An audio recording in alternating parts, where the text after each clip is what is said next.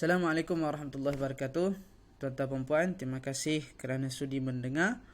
Jadi hari ini saya nak kongsi tentang satu tajuk berdasarkan pengalaman yang sebenar bergelar sebagai seorang perawat bagi merawat masalah pasangan sukar mendapat zuriat. Jadi kalau contoh video ini mungkin terkena pada anda ataupun sampai kepada sahabat-sahabat ataupun teman-teman.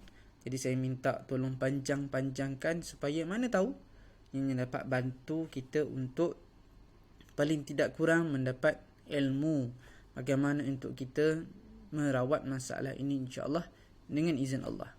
Jadi ada dua kes yang saya nak kongsi dan kes ini merupakan kes yang lama, tetapi sampai sekarang ada mereka yang adu masalah berkaitan nak dapat zuriat. Ada yang memang masalah tak dapat zuriat ni disebabkan kerana masalah fizikal. Jadi kalau berkaitan dengan masalah fizikal itu mereka boleh rujuk ataupun refer pada doktor yang pakar yang boleh bantu untuk mendapatkan zuriat. Tapi ada beberapa dan pada saya banyak juga sebenarnya pasangan-pasangan yang bukan saja dah pergi ke hospital, dah cuba macam-macam rawatan, tapi yang peliknya masih tak berjaya. Dan sebab itulah kita tak boleh tolak bahawa kemungkinan untuk pasangan-pasangan itu sukar untuk mendapatkan zuriat kerana mungkin ada unsur-unsur ghaib ataupun mistik. Jadi di sinilah kita kena percaya di mana salah satu daripada kita punya agama meletakkan bahawa perkara-perkara ghaib itu adalah ada dan kita wajib beriman dengannya, insya-Allah.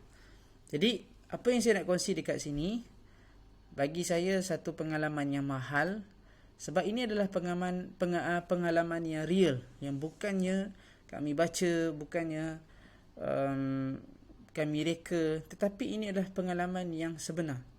Dan untuk kes yang pertama ni tuan-tuan dan puan, pasangan ini sukar mendapatkan zuriat. Bila bersama dengan pasangan dia akan nampak ada wajah khinzir ataupun babi dekat pasangan dia yang satu lagi, sampai dia rasa menyampah dan rasa takut bila nak bersama. Jadi tuan-tuan dan puan, masalah yang pertama ini bagi pasangan yang pertama ni, dia ada masalah bila nak berhubungan. Maksudnya bila nak bersama je dia nampak wajah pasangan dia tu dah berubah, jadi khinzir. Jadi wallahu alam atas sebab apa, tapi berdasarkan pengalaman, berdasarkan ilmu yang kita belajar dan kita peroleh daripada guru-guru kita, kemungkinan pasangan ini terkena zuriat, terkena masalah sihir.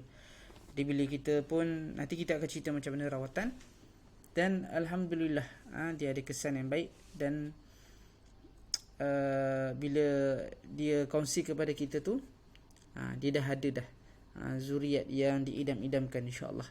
Seterusnya kes yang kedua, pasangan ni ada masalah apa? Masalah sukar mendapat zuriat juga, tetapi dia boleh bersama. Cuma masalahnya adalah setiap kali mengandung dia mesti gugur. Setiap kali mengandung dia mesti gugur. Dia ada tempo-tempo dia. Contoh macam dalam masuk 4 bulan ataupun masuk minggu ke berapa ke mesti gugur dan hilang. Dia tak tahu pergi ke mana. Ada kes tu mula-mula kesan mengandung, tapi bila scan tak ada. Tapi doktor sahkan dia mengandung kan. Benda tu lah benda tak logik, tapi logik akal kita ni tak sama dengan logik yang Tuhan nak jadikan kita beriman dengannya. Okey. Dan mereka alami masalah simptom-simptom, kedua-duanya ada masalah simptom pasangan sebaran, benci kalau berdekatan tapi jadi sayang bila jauh. Dan benda inilah merupakan salah satu daripada simptom-simptom yang berlaku pada banyak pasangan-pasangan, sehingga menyebabkan mereka ini ada sampai satu tahap tu nak bercerai-berai, ada sampai satu tahap tu nak bunuh pasangan masing-masing, ada sampai satu tahap tu dia rasa benci, menyampah dan macam-macam. Tetapi itulah sebenarnya ujian yang Allah Ta'ala bagi kepada mereka ini, iaitulah melalui masalah gangguan jin, sama ada sihir ke, ain ke, itu wallahu alam benda tu wujud, tetapi kita tak nak fokus sangat pada tu. Cuma saya nak kongsi bagaimana cara kita merawat. Okey. Dan video ini saya buat tidak panjang sebab kita nak buat perkongsian ringkas, dan saya nak bagi sedikit bagaimana tips ataupun panduan yang mungkin insya-Allah tuan-tuan dan puan boleh amalkan dan membantu insya-Allah. Baik. Pengalaman merawat ketika mana pasangan itu datang kepada kami, mereka mengadukan masalah.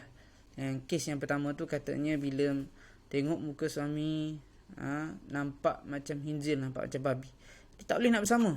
Maksudnya dia dah ganggu daripada awal, dia tak boleh nak bersama daripada awal. Jadi bila tak boleh bersama, macam mana nak dapat zuriat? Itulah masalahnya. Yang kes kedua pula boleh bersama, tapi bila bersama je gugur, Bahkan saya rasa ramai juga, mungkin juga anda yang menonton sekarang ni, ada juga masalah tu. Jadi mungkin boleh dengar dan boleh share kepada kawan-kawan.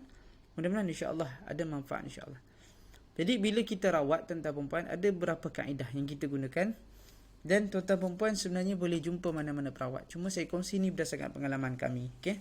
Yang pertama, apa yang kita buat adalah kita menggunakan kaedah ruqyah berdasarkan ayat-ayat yang kita belajar sebelum ini dengan guru kami almarhum Tuan Guru Harundin, dengan beberapa orang asatizah dan juga guru-guru lain.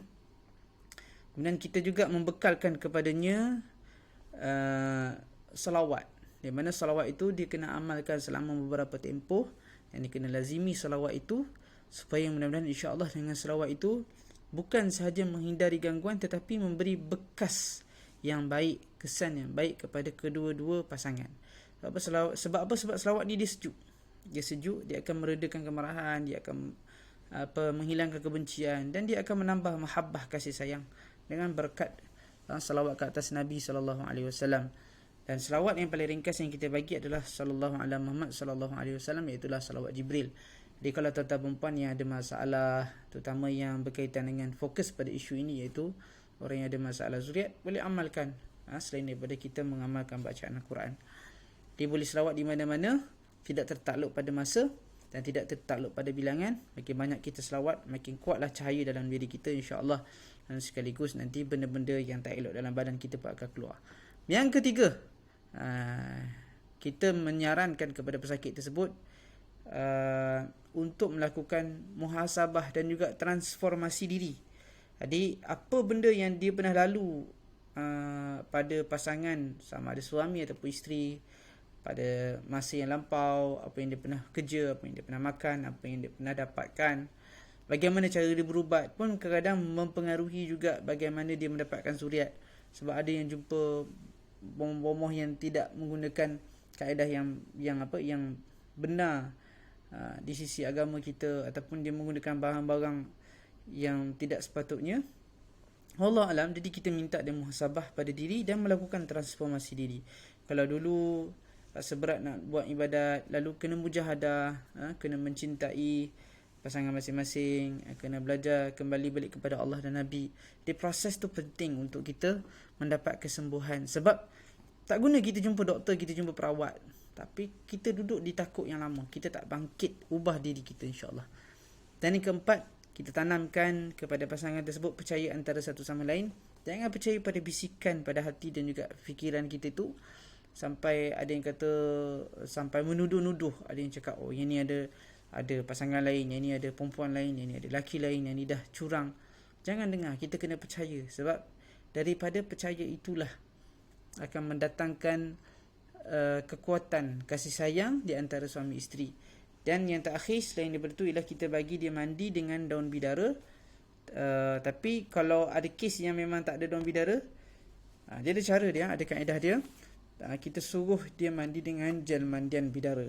Okay, gel mandian bidara ni kita dah buat, kita guna yang kita punyalah. Kita dah doakan khusus, dan alhamdulillah lepas dah beberapa tempoh, dia WhatsApp balik. Nanti saya akan kongsi testimoni tu.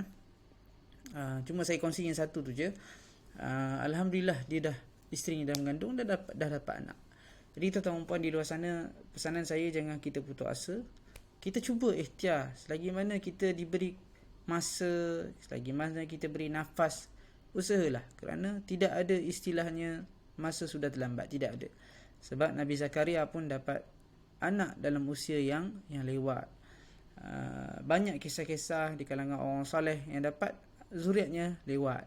Tapi bukan masalah lewat ataupun cepat, tetapi adalah berbalik kepada diri kita, apakah kita redha ataupun tidak dengan pemberian Allah Subhanahu Wa Taala itu, insya-Allah. Okey, jadi ini testimoni yang kami dapat. Jadi dia kongsi yang dia nak beli lagi jal mandian tu. Sebab apa? Sebab isteri dia cerita dia dah mengandung, alhamdulillah.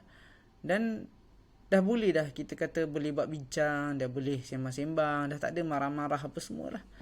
Jadi benda ni bagi kami satu benda yang sangat menarik dan sangat baik, dan kita nak kongsi kepada tuan-tuan perempuan semua yang di luar sana, jangan putus asa. Cuba kaedah yang tadi, jumpa mana-mana perawat, kalau nak dapat khidmat kami pun boleh. Dan yang mana-mana contohnya nak dapatkan bantuan rawatan pun boleh PM kami, insya-Allah. Dan sebagai yang terakhir tuan-tuan puan, ini adalah rupa gel mandian yang kita kongsikan kepada dia. Okey, dan ini adalah gel mandian bidara yang telah pun kita doakan secara khusus untuk dia. Sekejap ya. Okey. Ini gel mandian bidara. Jadi tuan-tuan puan yang nak pun, ini pun kita boleh post saja. Jadi bagi bagi nama, dan kita akan bagi panduan bagaimana cara-cara dia, apa kaedah-kaedah dia, cara untuk mandi. Harganya tuan-tuan RM45 sahaja, tak mahal. Dan bagi saya berpatutan, khususnya untuk kita rawat diri kita ataupun kita nak bantu anak kita, saudara kita, sahabat kita, insya-Allah. Tidak termasuk postage. Jadi tuan-tuan perempuan yang mana cuba ikhtiar, boleh PM kami dan boleh panjang-panjangkan mesej ini kepada mereka yang berhajat. Sekian saja. Assalamualaikum warahmatullahi wabarakatuh.